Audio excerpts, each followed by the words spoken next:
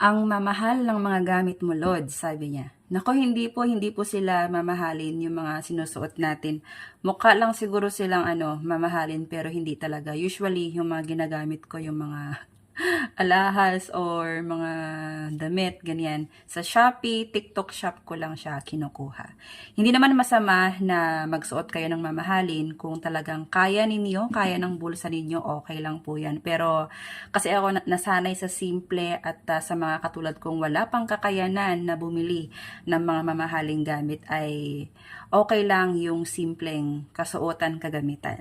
'Di ba? So, hindi required na bumili ka ng mga mamahaling gamit kung hindi mo pa kaya makipagsabayan sa mga maraming ganito.